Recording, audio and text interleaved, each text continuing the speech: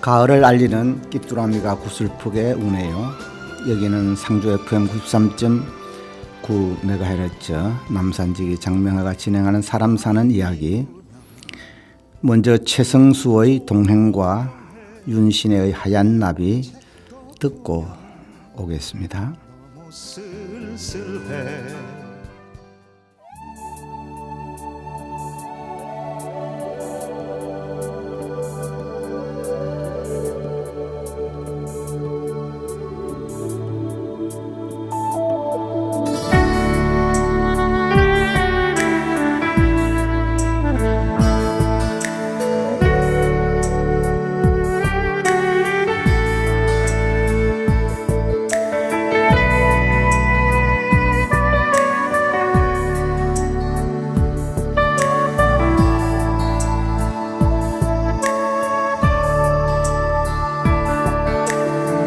아직도 내게 슬픔이 우두커니 남아 있어요.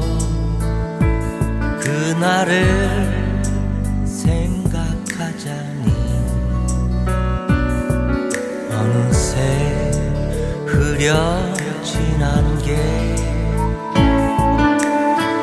빈 밤을 오가는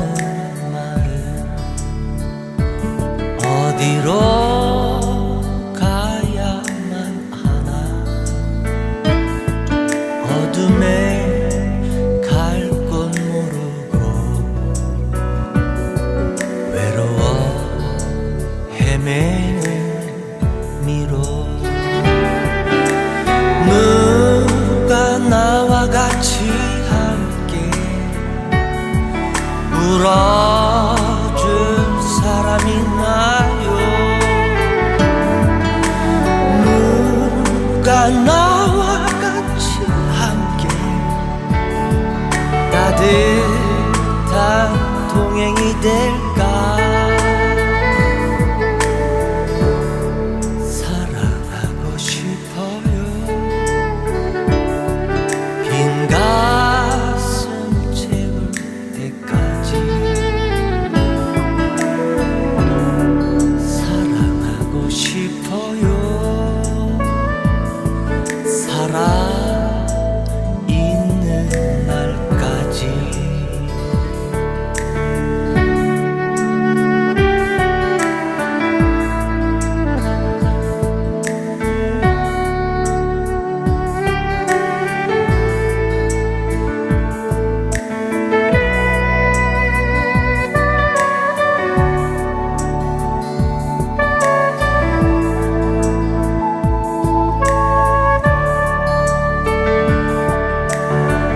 누가 나와 같이 함께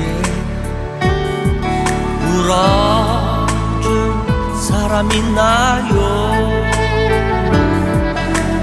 누가 나와 같이 함께 따뜻한 동행이 될까? 사랑하고 싶어요. 빈 가슴 채울 때까지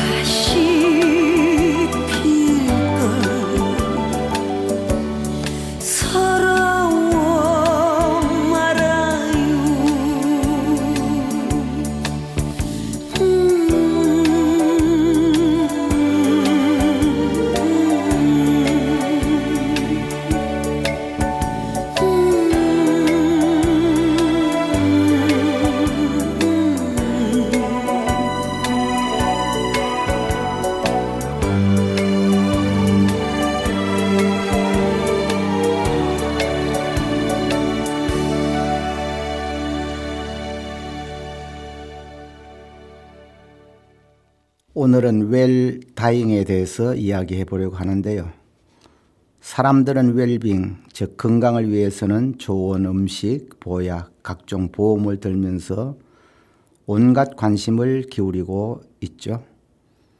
그러나 또 다른 한 축인 웰다잉에 대해서는 무방비로 방치하고 있는 것 같습니다.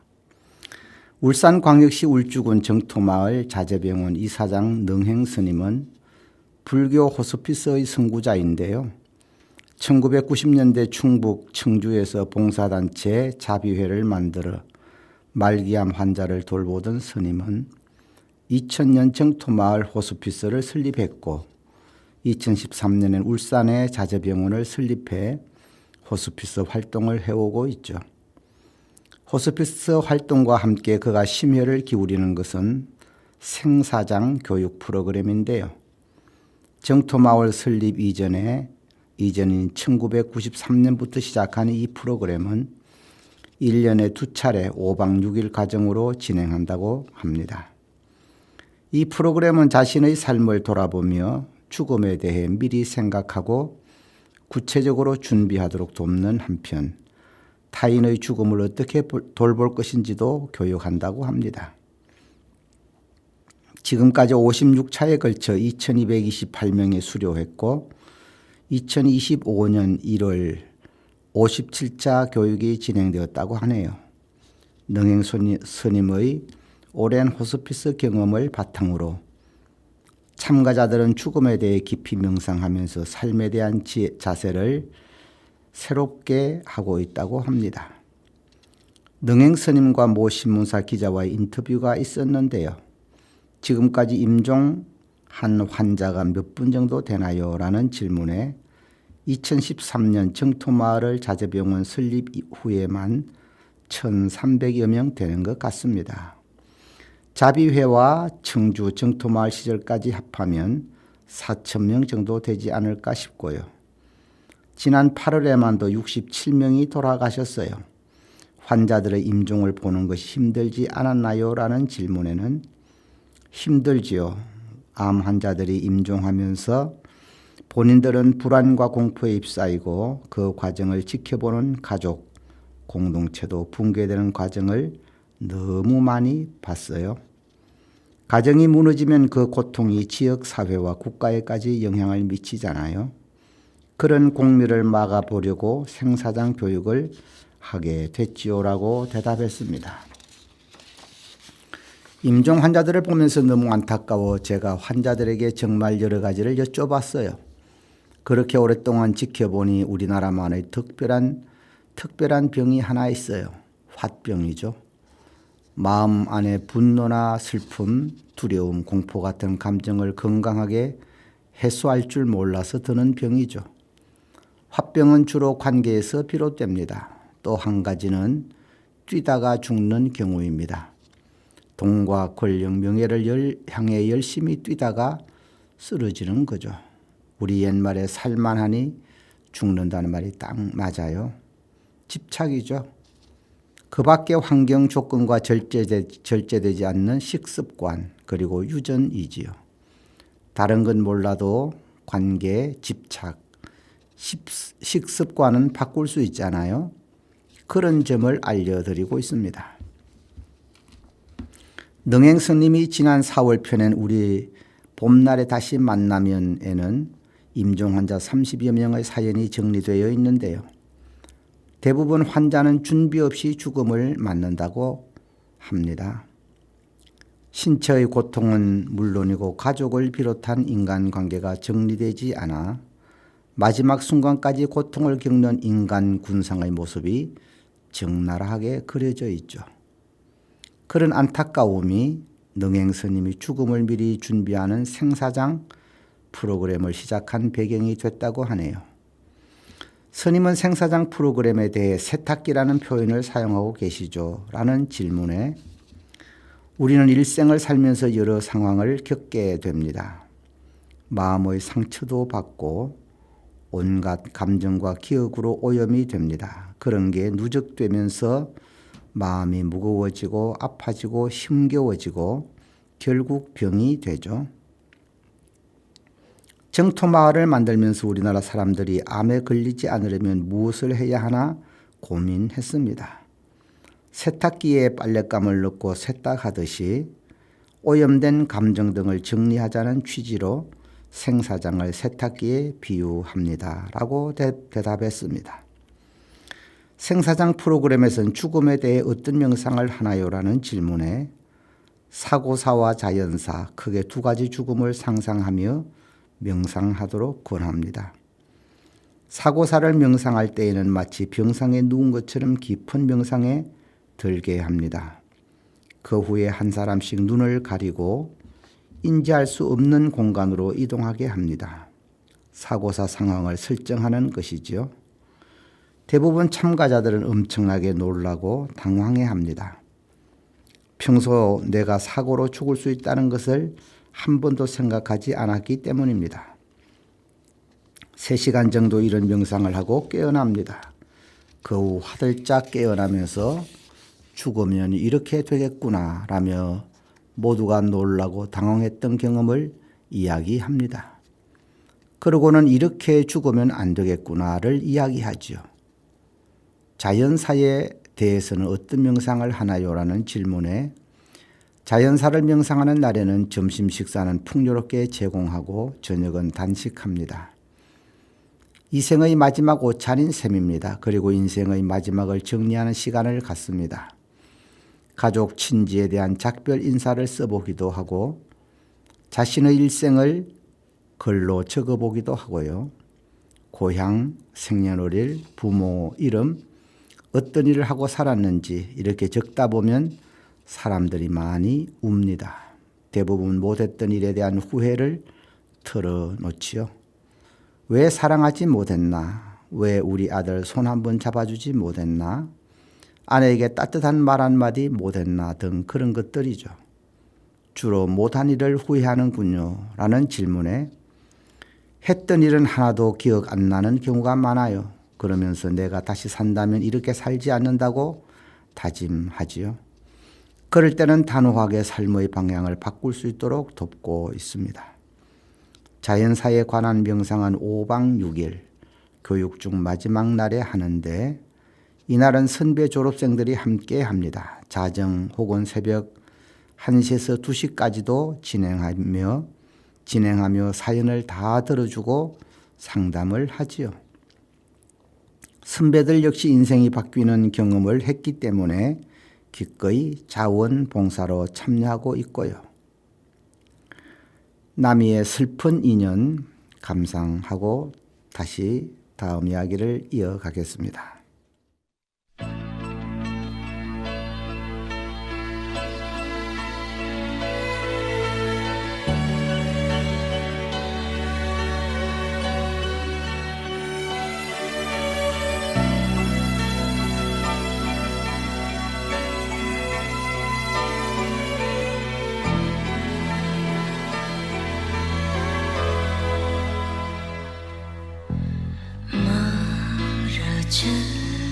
멀어져가는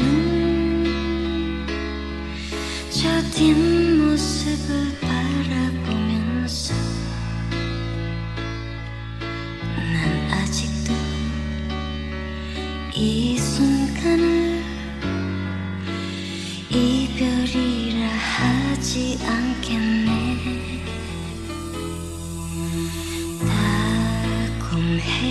달콤했었지 그 수많았던 추억 속에서 흠뻑 젖은 두 마음을 우리 어떻게 잊을까.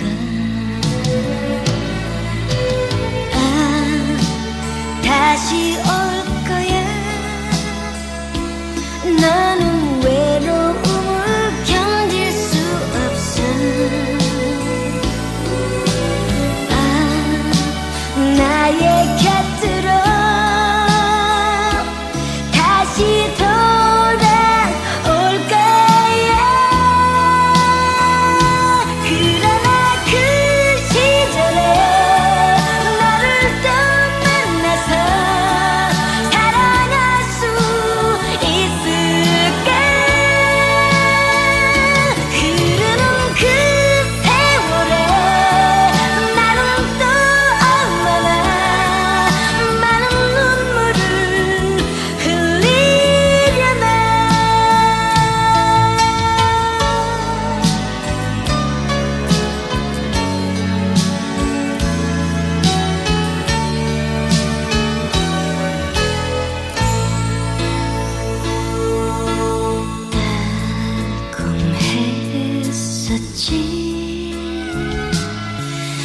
그 수많았던 추억 속에서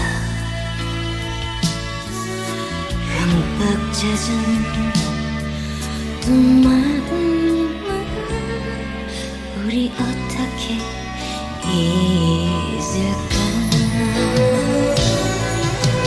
아 다시 올 거야. 나는 외로움을 견딜 수 없어. 아 나의 곁으로 다시 돌아올 거야. 그러나 그 시절에 너를 또 만나서 사랑할 수 있을까. 흐르는 그 세월에 나는 또 얼마나 많은 눈물을 흘리려나. 그러나 그 시절에 너를 또 만나서 사랑할 수 있을까. 흐르는 그 세월에 나는 또 얼마나 많은 눈물을 흘리려나.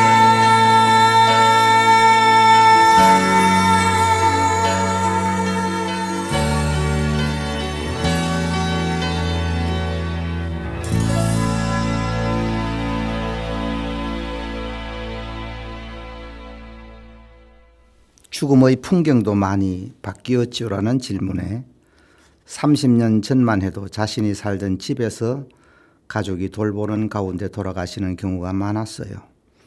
그런데 지금은 죽음의 장소가 딱 6곳입니다.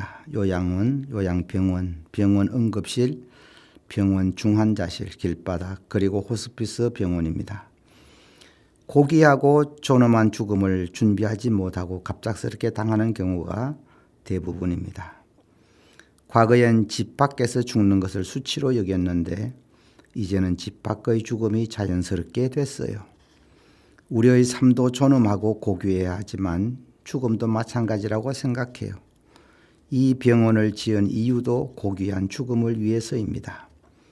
집은 아니지만 가족과 함께 삶을 정리할 시간을 드리려고 하죠.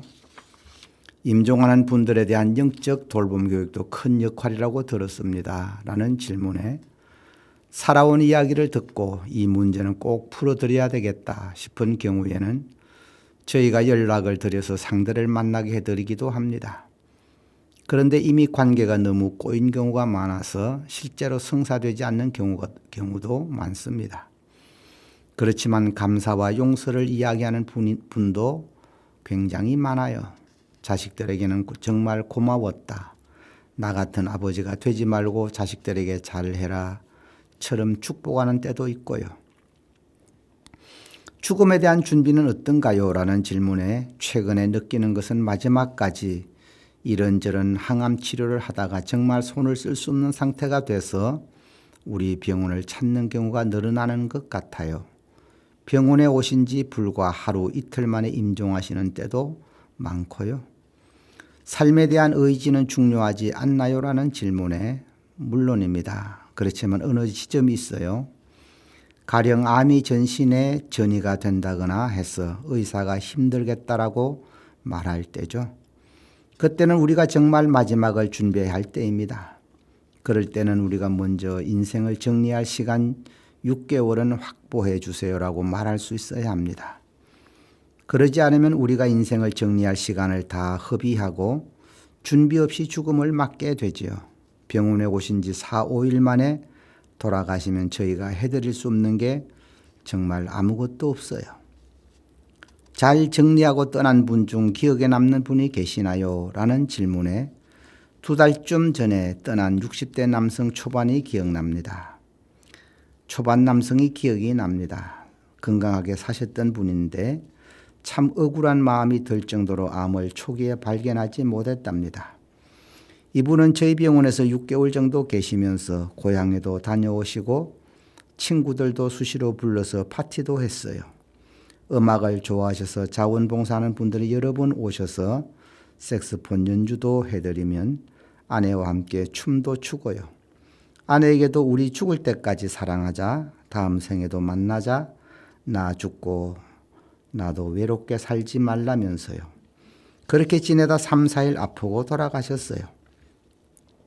이렇게 정리를 잘하면 남은 가족들의 마음도 덜 무거워집니다. 물론 본인도 그렇고요. 임종 직전에도 명상이 가능한가요? 라는 질문에 평소에 수행을 했던 분들은 임종 직전에도 가능합니다. 명상을 하셨던 분은 명상, 염불을 하신 분은 염불, 기도를 하셨던 분은 기도가 가능합니다. 이런 경우엔 죽음을 준비하시는 과정도 무척 차분하죠. 삶이 6개월 정도 남았다면 무엇을 권하겠습니까? 라는 질문에 우선 주변을 정리할 것을 권합니다. 특히 사람 사이의 관계, 죽음 이후의 삶, 그리고 명상을 권하겠습니다. 3개월 남았다면요. 정리한 걸 계속 점검해야겠죠. 그리고 이제부터는 호흡에 집중할 것을 권합니다. 하루 남았다면요. 딱 숨에 집중할 것을 권합니다.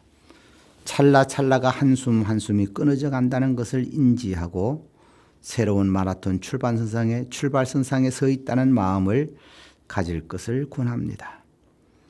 사람들은 웰빙에 대해서는 많은 이야기도 하고 준비도 하면서 왜 웰다잉에 대해서는 금기시할까요?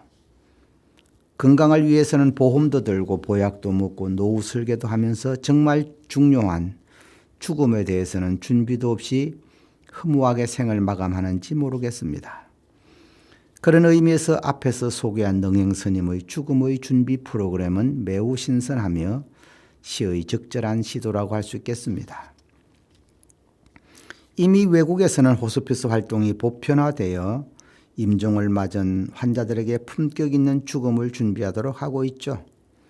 호스피스는 삶을 마무리하는 시기에 있는 말기 환자와 그 가족들을 위해 신체적, 심리, 사회적, 영적 돌봄을 제공하여 삶의 마지막 순간을 편안하게 맞이할 수 있도록 돕는 것을 의미하죠. 단순히 죽음을 준비하는 것이 아니라 남은 삶의 기간 환자가 존엄성을 유지하며 삶의 질을 높일 수 있도록 하는 지원하는 것을 목표로 하고 있죠.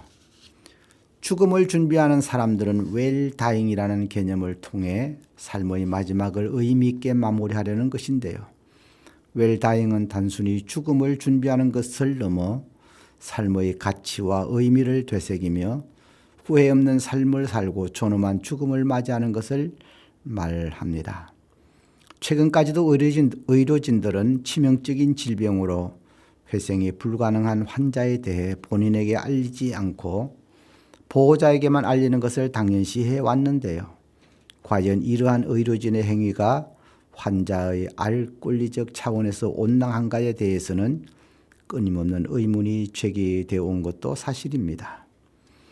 최근에 와서는 품격 있는 죽음 준비를 위해 환자에게도 솔직하게 병정을 말해주는 것이 맞다는 것이 사회 통념이 되어가고 있습니다. 그 운동의 일환이 호스피스 운동이라고 할 수 있겠는데요. 죽음이 가까운 환자를 입원시켜 위안과 안락을 얻을 수 있도록 하는 특수요양병원, 말기 시한부 환자에게 억지로 생명을 연장하는 연명치료를 하지 않고 육체적 고통을 덜어주기 위한 치료를 하며 심리적으로나 종교적으로 도움을 주어 인간적인 마지막 삶과 웰다잉을 누릴 수 있도록 하려는 목표 아래 환자들이 편안하고도 인간답게 죽음을 맞이할 수 있도록 베푸는 봉사활동 및 그런 일을 하는 사람을 총칭하는 활동이라고 할 수 있겠죠. 주로 말기암 환자들을 대상으로 이루어지고 있는데요. 2017년 8월 4일부터 만성 폐질환, 간경화, 에이즈 환자도 호스피스를 이용할 수 있게 되었죠. 기본적으로 매일 24시간 환자를 돌보면서 상태를 확인하고 불편함이 없도록 더 나아가 편안함을 느끼고 행복할 수 있도록 하는 것이 중요합니다. 정부에서도 호스피스의 중요성을 인지하고 법적 제도적 보완을 해나가고 있는데요. 이용 가능한 기간은 법적으로 최대 60일로 정해져 있지만 대부분의 환자들은 그 전에 생을 마감한다고 하네요. 임종이 매우 가까워진 상태에서 입소하기 때문에 보통 한 달을 못 버티고 임종을 맞이하는데요. 서서히 상태가 나빠지며 숨을 거두기도 하지만 겉으로 보이는 징조가 전혀 없이 갑자기 숨을 거두는 환자들도 종종 있다고 합니다. 아침 식사 멀쩡히 하고 거동과 다른 활동도 문제없이 하던 환자가 그날 밤에 심정지가 오면서 급사하는 일도 흔한데요. 이런 환자들은 대부분 임종 전조 증상으로 호흡 곤란, 요실금, 저혈압 등을 보이기 때문에 보호자는 눈치채지 못하더라도 의료진들은 진찰하다 보면 임종이 임박했다는 것을 알게 된다고 합니다. 정말 드물지만 호스피스에서 죽음만을 기다리고 있다가 상태가 호전돼서 다시 일반 병동으로 옮겨져 항암 치료를 받으며 생명을 연장하는 사람들도 간혹 있긴 하지만 대부분은 식물인간이 의식을 되찾는 수준으로 희박하다 보면 된다고 하네요. 왜냐하면 보통 호스피스를 권할 정도면 암세포가 전신에 퍼져서 현대의학으로는 아무리 최고의 치료를 받아도 치유가 불가능한 케이스가 대부분이기 때문이죠. 환자의 사망 이후에도 일정 기간 유가족의 심리적 치유를 돕는 심리상담 프로그램을 운영하는 병원도 늘어난다고 하는데요. 같은 병동을 사용했던 환자 가족끼리 친해져서 커뮤니티가 형성되기도 한다고 하네요.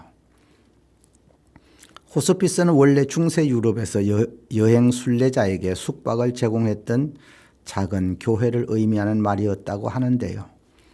그런 여행자가 병이나 건강 때문에 여행을 떠날 수 없을 때 그대로 그곳에서 치료 및 간호를 받게 되었는데 이러한 수용시설 전반을 호스피스라고 부르게 되었다는 거죠. 오늘날 우리가 알고 있는 시한부 환자들을 위한 호스피스 케어는 1967년 시슬리 쏜더스에 의해 처음 확립되었다고 하는데요. 운영 형태와 서비스 제공 형태에 따라 분류하며 두 가지가 약간씩 겹친다고 합니다. 운영 형태에 따른 분류를 보면은 첫째 병원인데요. 말 그대로 병원 중심의 호스피스, 특수한 호스피스 완화 의료 병동이나 일반 병동에서 가족과 완화 의료팀이 완화 의료 서비스를 제공하여 가족과 환자 모두가 안정을 찾도록 도와주죠. 그러나 급성 위기 증상 관리 후에는 집이나 장기적 요양이 가능한 다른 시설로 옮겨야 하며 병원 환경이라 집처럼 평화롭지 않을 수 있다는 단점이 있으며 전문적인 호스피스 시스템이 아니라 병원에서 임시로 쓰는 방법이라고 합니다. 둘째, 독립형 혹은 가정형입니다. 병원이 아닌 개인 가정에서 이루어지는 호스피스로 완화 의료팀이 환자의 가정으로 직접 방문하는 형태입니다. 일단 집이니까 마음이 편해진다는 장점이 있지만 병원의 도움을 받지 못해 발생하는 어려움이 있을 수 있으므로 가까운 거리에 병원이 있는 것이 좋다고 합니다. 집이면 마음이 편해서 좋겠지라는 단순한 생각으로 가정형을 골랐다가 호흡 곤란이나 심한 통증 등 응급 상황이 발생했을 때 신속한 처치를 받지 못해 매우 고통스러워질 수 있으므로 주의해야 한다고 하네요. 특히 사망 이후 수사 및 금환 등의 불필요한 절차를 피하려면 임종 직전에 병원으로 옮기거나 사망 선고 권한이 있는 의료인을 초빙하여야 한다고 합니다. 셋째, 독립시설형인데요. 독립된 기관에서 제공하는 완화 의료 서비스로 장기적 입원과 돌봄 제공이 가능하다고 하는데요. 한마디로 전문 병원이라고 보면 되겠죠. 죽음 준비의 중요성은 아무리 강조해도 지나치지 않는데요. 죽음에 대한 막연한 두려움을 극복하고 삶의 소중함을 깨닫게 되고요. 죽음을 준비하면서 삶의 가치와 의미를 되돌아보고 남은 시간을 어떻게 의미 있게 보낼 수 있도록 배려하는 것이죠.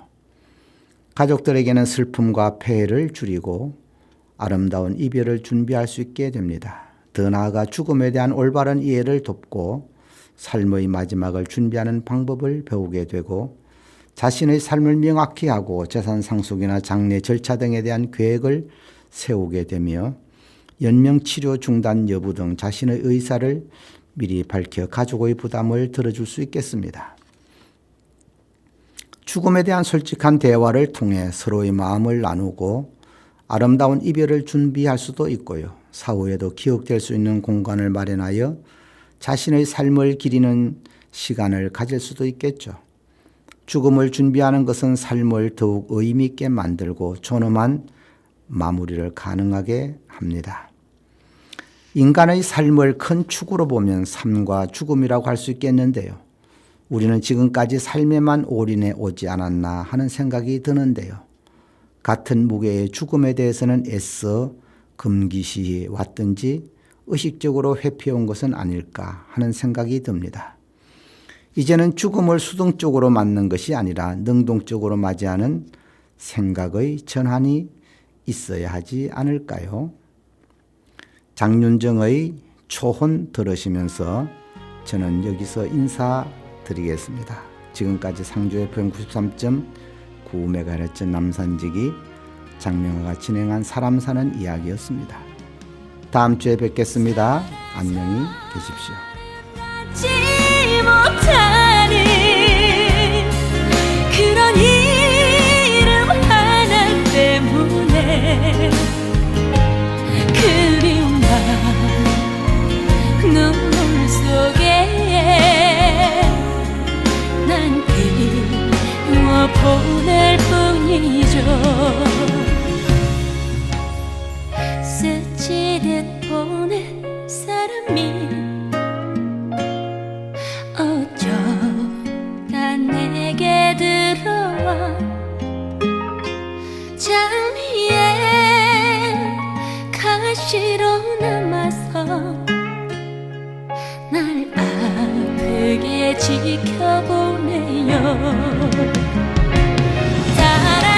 따라가면 만날 수 있나 멀고 먼 세상 끝까지 그대라면 어디라도 난 그저 행복할 테니.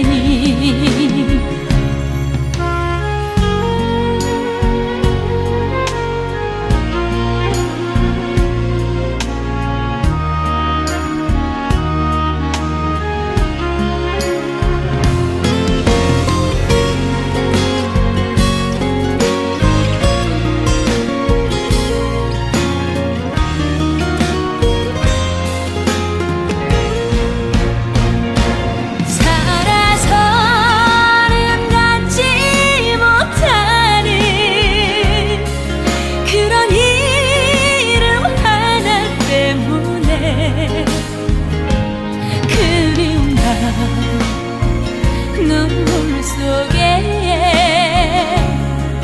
난 그리워 보낼 뿐이죠. 스치듯 보낸 사람이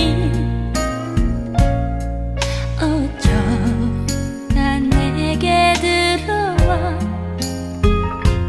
장미에 가시로 날 아프게 지켜보네요. 따라가면 만날 수 있나 멀고 먼 세상 끝까지 그대라면 어디라도 난 그저